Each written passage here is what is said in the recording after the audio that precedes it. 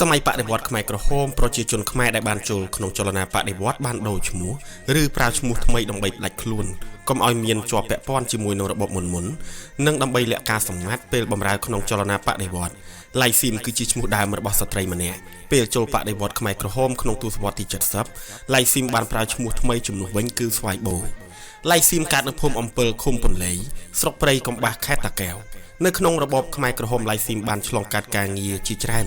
ដូចជានារីពេទ្យប្រធាននារីភូមិនារសាឃុំយុទ្ធនារីកងពិសេសនិងជានារីធ្វើស្រែអំបិលបច្ចុប្បន្នឡៃស៊ីមមានអាយុ56ឆ្នាំរស់នៅស្រុកម៉ាឡៃខេត្តបន្ទាយមានជ័យម៉ាឡៃជាស្រុកមួយដែលយើងអាចធ្វើដំណើររយៈពេល5នាទីពីព្រំដែនប្រទេសសៀមនិងប្រហែល8ម៉ោងពីទីក្រុងភ្នំពេញដោយបត់តាមផ្លូវលំខាងត្បូងឃុំកូនដំរីក្នុងស្រុកអូជ្រៅយើងអាចទៅដល់ស្រុកនេះដោយត្រូវធ្វើដំណើរនៅលើផ្លូវរលាក់និងរអិលដែលបណ្ដាលមកពីទឹកភ្លៀងរដូវវស្សានិងរថយន្តដឹកសម្ភារៈពោតសណ្ដែកហួសចំណុកនៅអមសងខាងផ្លូវលំនេះឃើញមានស្លាកសញ្ញាក្របមីននិងដីដែលសម្បូរដោយជីជាតិនិងមានភូមិជាប់គ្នាជាច្រើនដែលជាកន្លែងរស់នៅរបស់អតីតខ្មែរក្រហមក្នុងកម្ពុជាប្រជាធិបតេយ្យប្រហែលជា 95% ក្នុងចំណោមប្រជាជនសរុបចំនួន 8350 នាក់នៅឃុំម៉ាឡៃគឺជាអតីតខ្មែរក្រហមមកពីខេត្តផ្សេងៗមករស់នៅតំបន់នេះតាំងពីឆ្នាំ1979មក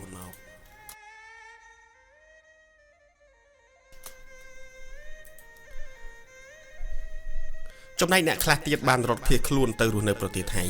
ដោយសារភ័យខ្លាចនឹងពាក្យចចាមអារ៉ាមថាវៀតណាមចាប់កាត់ក្បាលនៅក្នុងអំឡុងទសវត្សរ៍ទី80និងដើមទសវត្សរ៍90ម៉ាឡៃជាតំបន់ប្រយុទ្ធមួយដោយខ្មែរក្រហមយកភ្នំម៉ាឡៃដែលមានផ្ទៃដី400ម៉ែត្រការ៉េធ្វើជាទីបញ្ជាការយោធាក្នុងអំឡុងពេលនោះមេដឹកនាំខ្មែរក្រហមបានព្រមានប្រជាជនណាដែលចង់ទៅរស់នៅតំបន់ដែលគ្រប់គ្រងដោយរដ្ឋាភិបាលហើយប្រសិនបើមិនស្ដាប់ប្រជាជនទាំងនោះនឹងក្លាយជាគោលដៅសម្លាប់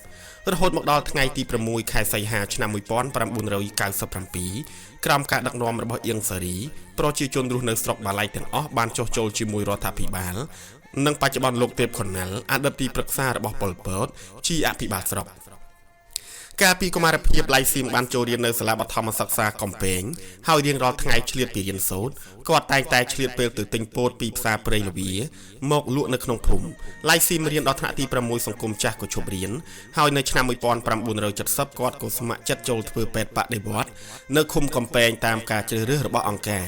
ឡៃស៊ីមនិងនារីបដិវត្តន៍ជាច្រើនទៀតត្រូវអង្គការលើកទឹកចិត្តនិងផ្ដល់តួនាទីផ្សេងៗរហូតមានតួនាទីជាយុទ្ធនារីប្រយុទ្ធនៅក្នុងសមរភូមិចំណែកនារីនៅក្នុងភូមិខ្លះទៀតដែលមិនមានការលះបង់និងមិនមានចិត្តដាច់ខាតអង្គការមិនបានជ្រើសរើសឲ្យចូលបម្រើបដិវត្តន៍ទេនៅឆ្នាំ1972ឡៃស៊ីមត្រូវបានអង្គការជ្រើសរើសឲ្យធ្វើជាប្រធាននារីភូមិអំពិលដឹកនាំកងនារីច្រូតកាត់និងដកស្ទូងនៅក្នុងតួនាទីជាប្រធាននារីភូមិឡៃស៊ីមបានចូលរួមប្រជុំជីវភាពនៅផ្ទះមួយនៅចុងភូមិនៅក្នុងភូមិដែលសង់ពីថ្មហើយនៅសល់រហូតមកដល់សពថ្ងៃចំណែកសមាជិកកងនារី2នាក់របស់ឡៃស៊ីមដែលបានចូលរួមប្រជុំជីវភាពជាមួយគាត់នៅពេលនោះក៏នៅរស់រានមានជីវិតរហូតមកដល់ពេលនេះដែររហូតមកដល់ឆ្នាំ1973ឡៃស៊ីមត្រូវបានអង្គការផ្លាស់ឲ្យមកធ្វើជានារសាឃុំវិញដោយត្រូវជិះកង់យកសម្បត្តិពីភូមិមួយទៅប្រគល់ឲ្យទៅភូមិមួយទៀតឡៃស៊ីមពេញចិត្តការងារនេះជាងការងារមុនគាត់មិនបានដឹងថាក្នុងសម្បត្តិនោះសរសេរអំពីអ្វីក៏ដោយហើយគាត់ក៏មិនដែលលួចបើកសម្បត្តិនោះអានដែរមុនពេលយកទៅប្រគល់ឲ្យគណៈភិបាលខ្មែរក្រហមនៅក្នុងសម័យខ្មែរក្រហមនារសាជាទូនាទីដែលមានតម្លៃមានអំណាចនិងសង្គមកោតសរសើរ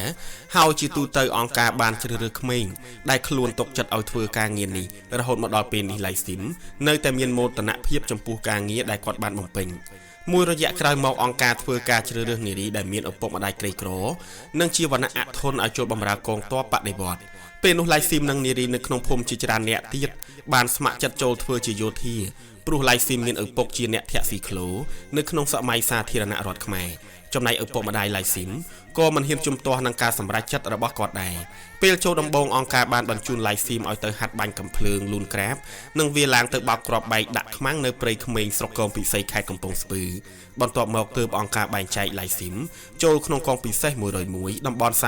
33ហើយនៅពេលនោះប្រជាជនជាអ្នកជួយឧបត្ថម្ភស្បៀងអាហារនិងដាំបាយដាក់ស្មុកឲ្យគាត់ហើយនៅពេលរដូវបន់ភ្ជុំម្ដងប្រជាជនតែងតែយកនំអន្សមនិងនំជៀលមកឲ្យគាត់ហូបទៀតផង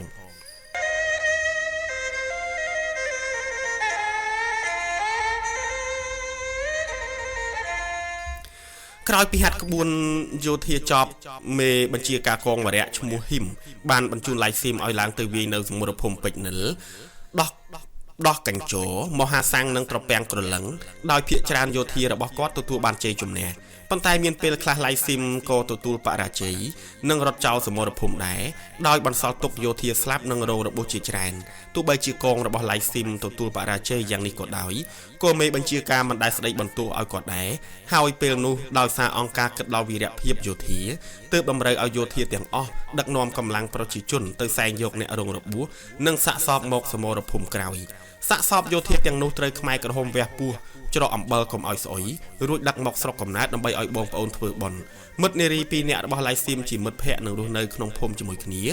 ដែលបាក់ទ័ពនៅពេលប្រយុទ្ធមិនហ៊ានរត់គេចខ្លួនព្រោះខ្លាចកងទ័ពអាមេរិកកាំងបាញ់ក៏ត្រូវរត់ក្រោះកិនស្លាប់នៅក្នុងលេនដ្ឋានហើយសាកសពទាំងពីរនោះត្រូវខ្មែរក្រហមបញ្ជូនមកឲ្យបងប្អូនធ្វើបុណ្យនៅស្រុកកំណើតរហូតមកដល់សប្តាហ៍ថ្ងៃនេះនៅពេលឡៃស៊ីមទៅជួបម្ដាយរបស់មិត្តភ័ក្តិទាំងពីរនាក់នោះគាត់ទាំងពីរនាក់តែងតែយំដោយសារស្ដាយកូនដែលស្លាប់ទៅនៅរាល់ពេលឡៃស៊ីមចេញទៅប្រយុទ្ធម្ដងមេបញ្ជាការបែងចែកកម្លាំងយុទ្ធជនមួយកងនិងកម្លាំងយុទ្ធនារីមួយកងទៀតនៅក្នុងលេនដ្ឋានដាច់ដោយឡែកពីគ្នាប៉ុន្តែបានកំណត់ពេលវេលាច្បាស់លាស់ដើម្បីបាញ់សម្រុកព្រមគ្នាទៅលើសត្រូវហើយនៅពេលកងចល័តឡៃស៊ីមត្រូវដើរថ្មើរជើងដោយខ្ចប់បាយដាក់ស្មុកទុកហូបនិងកាច់ស្លឹកឈើគ្របពីលើក្បាលដើម្បីកុំឲ្យកងទ័ពអាមេរិកកាំងមើលឃើញនឹងទម្លាក់គ្រាប់បែកនៅពេលនោះខ្មែរក្រហមមិនបាននិយាយពីកងទ័ពលន់នល់ទេប៉ុន្តែបានបំផុសយោធារបស់ខ្លួនឲ្យធ្វើសង្គ្រាមជាមួយអាមេរិកវិញនៅក្រោយថ្ងៃរំដោះឆ្នាំ1975មេបញ្ជាការបានចាត់តាំងឲ្យឡៃស៊ីមឲ្យមកយាមការពារនៅកំពង់ទួលក្រុងភ្នំពេញ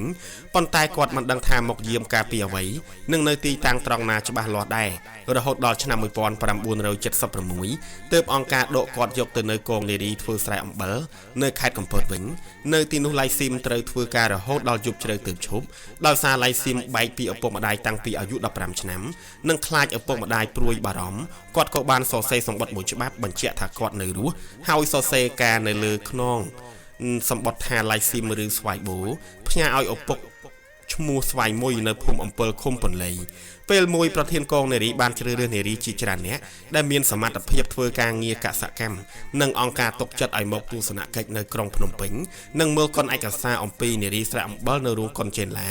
ខាងត្បូងផ្សារដំកើពេលនោះឡៃស៊ីមក៏ត្រូវបានជ្រើសរើសឲ្យទៅភ្នំពេញដែរក្រោយពីត្រឡប់ទៅកងវិញឡៃស៊ីមធ្វើការនៅស្រែអំបិលរហូតដល់កងទ័ពវៀតណាមវាចូលមកដល់ទើបគាត់រត់ត្រឡប់មករស់នៅស្រុកកំណើតវិញហើយរស់នៅទីនោះបាន11ខែប៉ុន្តែក្រោយមកដោយសារអ្នកភូមិមិនពេញចិត្តគាត់ព្រោះគាត់ជាអតីតប្រធាននារីភូមិនិងជាយុទ្ធនារីខ្មែរក្រហមទើបឡៃស៊ីមសម្រេចចាត់ភៀសខ្លួនជាមួយប្រជាជននិងខ្មែរក្រហមជាច្រើនទៀតទៅនៅតំបន់ជិតព្រំដែនថៃដូចជាប៉ៃលិនសាលាក្រៅបឹងឆ្នាំងនិងភ្នំបារាំងធ្លាក់ដោយប្រកបរបរលក់ដូរជាមួយថៃដើម្បីយកអាហារហូបនៅទីនោះមានមនុស្សជាច្រើនបានស្លាប់ដោយសារអត់អាហារនិងជំងឺគ្រុនចាញ់ចំណែកឡៃស៊ីមក៏មានជំងឺហើមជើងនិងហើមដៃដែរហើយក្រោយមកទើបគាត់ទទួលការឧបត្ថម្ភស្បៀងពីអាហារកាកបាទក្រហម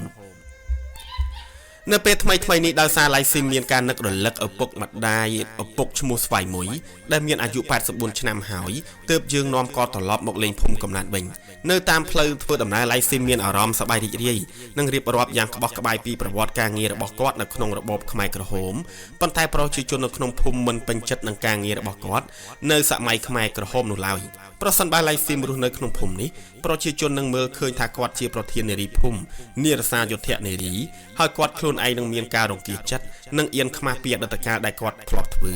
ហើយប្រសិនបើគាត់ក្រីក្រគាត់នឹងត្រូវទទួលការមាក់ងាយនិងមិនពេញចិត្តពីអ្នកភូមិថែមទៀតដូច្នេះហើយទើបឡៃស៊ីមសម្រេចចិត្តទៅរស់នៅម៉ាឡៃវិញ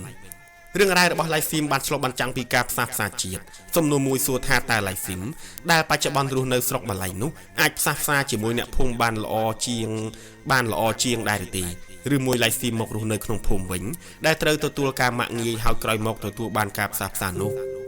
ចំណែកនៅតំបន់ផ្សេងទៀតដែលខ្មែរក្រហមមិនបានរត់ភៀសខ្លួនទៅនៅម៉ាឡៃដោយឡៃស៊ីមហើយមករស់នៅក្នុងភូមិជាមួយប្រជាជនក៏មានសំណួរសួរថាតើខ្មែរក្រហមទាំងនោះផ្សះផ្សាជាមួយអ្នកភូមិបានដែរឬទេហើយប្រហែលជាវិធីនេះមានការផ្សះផ្សាល្អជាងឡៃស៊ីមដែលរស់នៅឆ្ងាយពីអ្នកភូមិព្រោះជាទូទៅប្រជាជនមានការអត់ឱនតាមរយៈកាយវិការនិងការជជែកគ្នាក្នុងចំណោមជនរងគ្រោះដែលអាចធ្វើឲ្យមានការផ្សះផ្សាបានដោយឡៃស៊ីមដែលរស់នៅឆ្ងាយពីប្រជាជននោះបង្កឲ្យមានការផ្សះផ្សាជាតិបានទេ អ្នកភូមិមួយចំនួនបានស្រែកបន្ទោសឡៃស៊ីមពីការស្លាប់ក្មួយរបស់គាត់ដោយគ្រោះថ្នាក់ចរាចរណ៍នៅមុនពេលគាត់ទៅដល់ភូមិថាបណ្ដាលមកពីកម្មពៀរបស់ឡៃស៊ីមដែលធ្លាប់ធ្វើជាប្រធាននារីភូមិ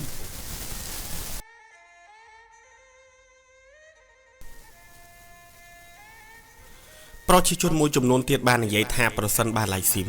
មិនបានរត់គេចខ្លួនចេញពីភូមិទេគាត់ក៏មិនមានជីវភាពធូរធារនិងរស់នៅបានសុខស្រួលដោយសពថ្ងៃនេះដែររឿងរ៉ាវរបស់ឡៃស៊ីមក៏បានឆ្លុះបញ្ចាំងផងដែរថាតើយន្តការណាមួយមានប្រសិទ្ធភាពជាងរវាងការរស់នៅដាច់ពីគ្នារវាងជនដៃដល់និងជនរងគ្រោះការរស់នៅក្បែរគ្នារវាងជនដៃដល់និងជនរងគ្រោះហើយបន្ទាប់មកតាមរយៈវប្បធម៌និងសាសនាធ្វើឲ្យមនុស្សចេះអត់ឱនឬផ្សះផ្សាគ្នាបានឬយ៉ាងណា